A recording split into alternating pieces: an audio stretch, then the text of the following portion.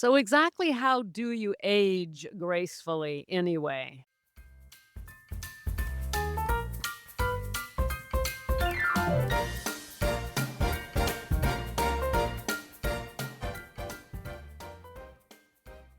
Hello, gals, and welcome to Sobriety Snippets for Ambitious 40 plus women like you.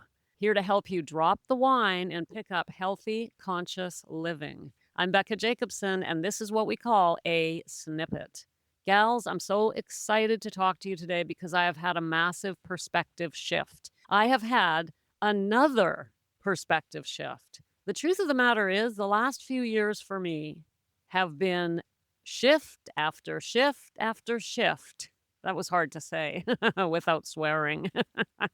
Seriously, gals, when we start growing in certain directions and realize that we can change our minds, that we can look at things differently, and by doing that, actually create a very different world in which we live. All of that is so exciting once we actually see it in action, put it into play in our lives. And I've slowly started doing that, realizing that, seeing that, learning how to do that, and it's amazing what happens. So, as you know, starting this week, just 2 days ago on Monday, we started a study of James Allen's amazing tiny little book, As a Man Thinketh. And I hope you got on board on Monday. I hope you've got your journal. I hope you're following along because we're going to put that book into action. And not only that, but the other snippets like today are going to be relevant to that whole idea because the bottom line is actually the truth is, gals, that everything we do here is about mindset. It's about how we think, it's about our perspective, all of it. Because what we think leads to our emotions, which leads to our actions, which creates our lives. So, yeah, we're doing the book, but there's more to it than that. So, I want to share one of my most recent shifts. What happened to me? So it started by the fact that I am turning 60 next month.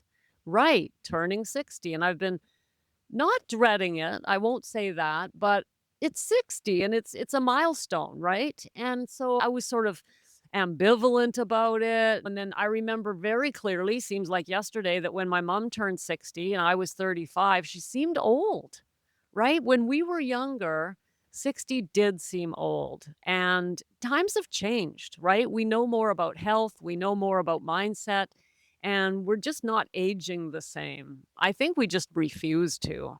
But nonetheless, 60, right? And so it's been there sort of in the back of my mind. And then it hit me like a ton of bricks just the other day. This is going to be a massive turning point into the best decade of my life. How do I know?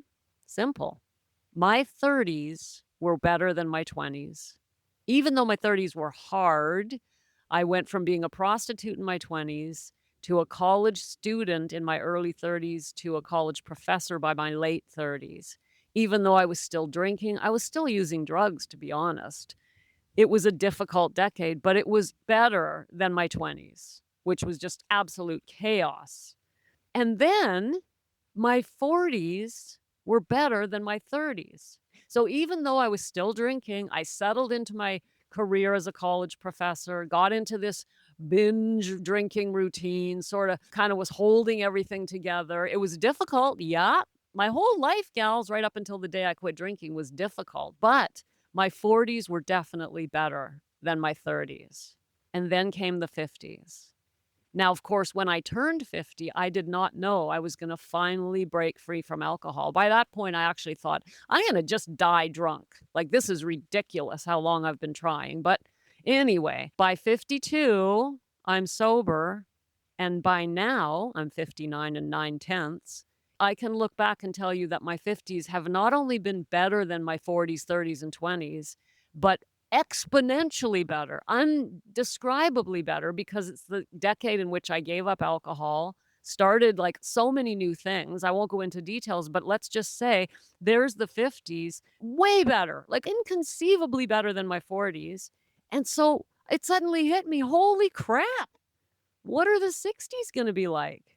Amazing. Amazing. I mean, if I'm learning this much right now, and I'm always learning, always growing, Just imagine what's going to happen over the next 10 years. My 60s are going to be, I don't know, like pure joy, perhaps, because I'm so happy now. Anyway, you get my point. So the fact that I'm turning 60 excites the hell out of me. Not that I have to turn 60 to have a better life, but if we go decade by decade like that, I can tell you without a doubt that each one has become better and better and better. And I actually honestly believe that this is true for most of us. It's hard to be 20 something. It just is. We think we know everything and we actually know nothing. It's hilarious, right? And then the 30s, we're going through like the children raising of the kid. There's this and that. Every decade, generally speaking, unless we are somehow going deeper and deeper into alcoholism or a mental illness or health issues, or unless something's going on in our lives, we would hope that we're growing each year and therefore each decade gets better. But I want you to know that if you're still struggling with alcohol, and it doesn't matter what age you are, it doesn't matter if you're on the cusp of a new decade, the next year of your life could be the best year of your life if this is when you give up alcohol. Yeah, I get it. It's hard. It's a hard decision. It is. The first couple of weeks are the hardest, which is kind of ironic because if we can just make it through those first couple of weeks, it already is getting easier. But most of us, if we're going to fail, that's when it happens. We just, oh man, I can't do this. And then we fail again and again, right? We've got to get, so yeah, I get it. It's tough. The first couple of weeks, first couple of months. In fact, the first year of sobriety is a bit of a roller coaster. But if we're properly supported and properly committed and properly growing, it becomes a massive turning point in our lives. And then from there, it just gets better and better and better. And so I wanted to share this perspective shift with you. Are you dreading the next year or the next decade or wherever you're at? Or can you look forward to it as just getting better? The truth is, if you're still drinking, it's likely it's hard to get excited because really you start thinking like I was when I turned 50. I was just thinking, I just got to somehow survive, right? I mean, it was either that or kill myself. And I wasn't prepared to kill myself. For some reason, I was too stubborn, and so even though it was so hard, I kept breathing year after year, but I didn't know I was going to get sober. And so, it's like hard. If you're still drinking, it's hard to get excited about the future. I understand that. But since you're hearing my voice, I'm going to just go ahead and assume that you are in some way determined to sooner or later put down that bottle and find out what it's like to really live. And that's worth getting excited about. It's just a matter of how long you're going to wait. How much more time are you going to waste? Because that's what it is. It's a waste.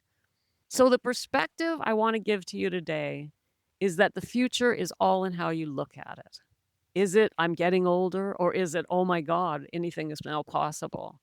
Is it, I can't stop drinking, or oh my God, this is going to be the year that I quit drinking? Birthdays are irrelevant. I don't care if you have a birthday coming up or not. You could decide today, holy crap, the next 1 year, the next 12 months of my life are going to be the massive turning point. I'm going to give up alcohol.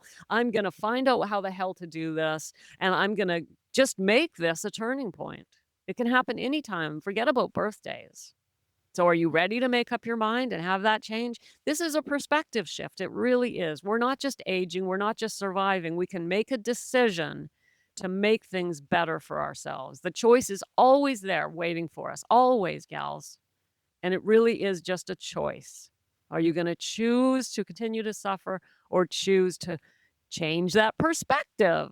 Which, by the way, that's the name of my coaching program. And this is one of the reasons why. It's all about how we look at things, ourselves, our past, our future, our relationships, all of it. It's just perspective shifts, one after the other, which lead us to a better place.